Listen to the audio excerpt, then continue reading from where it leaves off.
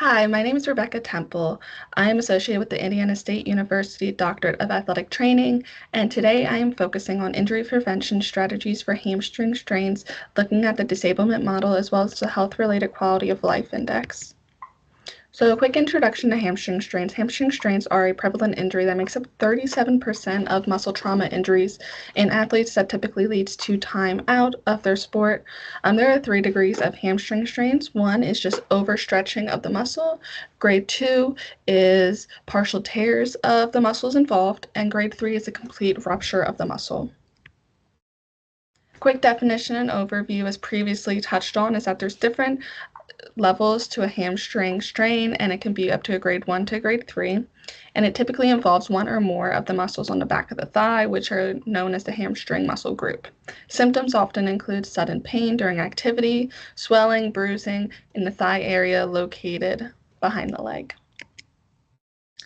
So some common causes of hamstring strains are sudden movements, poor flexibility, or inadequate strength training. And then looking at the Murray model, it breaks down the risk factors into intrinsic factors as well as extrinsic factors. Looking at the intrinsic factors, some of them are previous injury, muscle fatigue, or anatomical predispositions, such as limb length.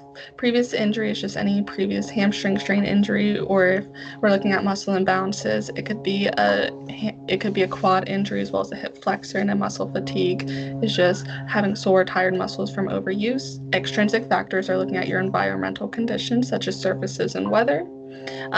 Some poor training practices, so if they're not doing the same drills or skills that they're using in the game, that can lead to it. And insufficient warm-up routines leads to lack of warming up the muscle, which typically can lead to reduced flexibility.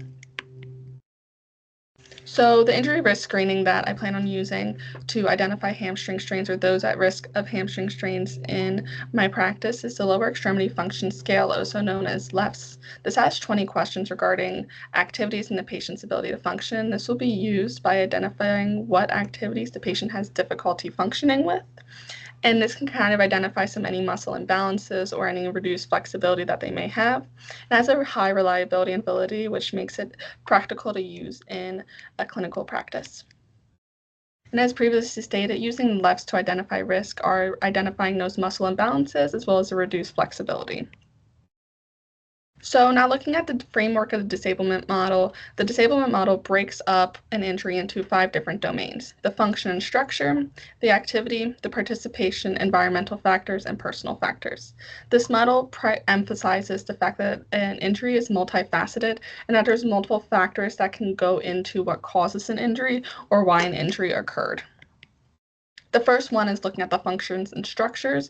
So the structures involved are the biceps femoris, the semitendinosus, and the semimembranosus. All those are known as the hamstring group. The functions include hip extension as well as knee flexion.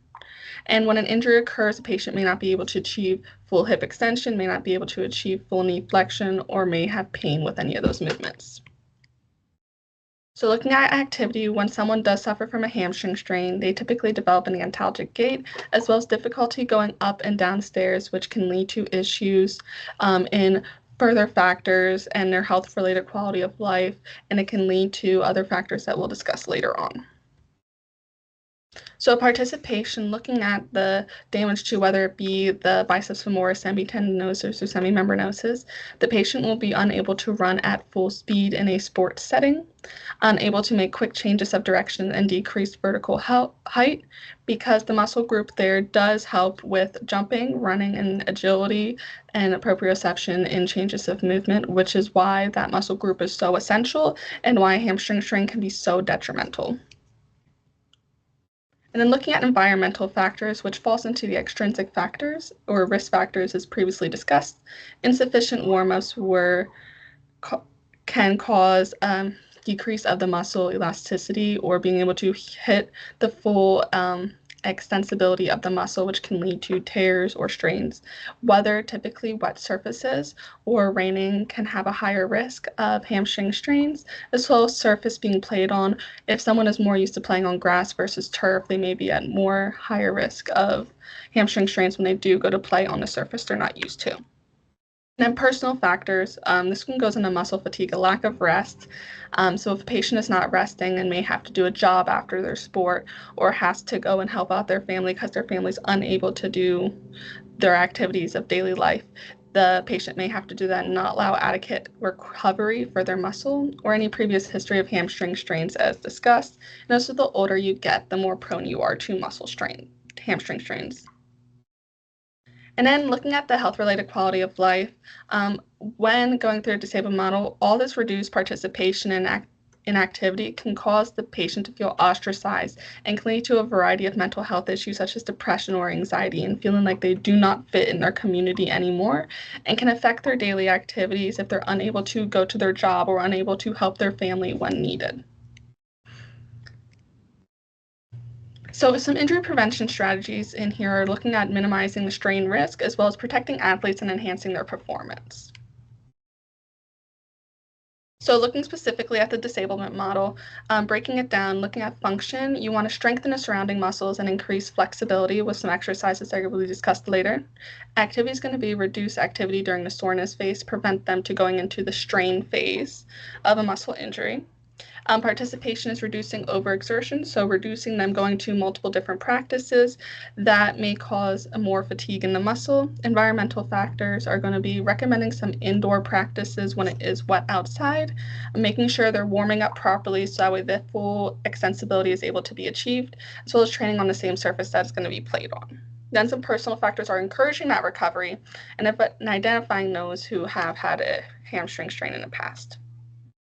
Then some rehabilitation approaches. So I primarily use heat, ice, Graston, and stim to help maintain pain as well as increase the muscle extensibility. Then some corrective exercises are hamstring curls, four-way hip movement, resistant knee extension, and hamstring stretches to increase the flexibility as well as decreasing the muscle imbalance. Looking at some benefits and the risk mitigation regarding the health-related quality of life, you're going to keep the patient involved in the activity and in the community, causing them not to get that feeling of ostracized or allow them to develop anxiety or depression regarding an injury if that comes through, and allows them to continue with their everyday activities and keeps them independent and mobile and not relying on others, which can also lead to further mental health issues down the line if they had that injury and had to be dependent on others.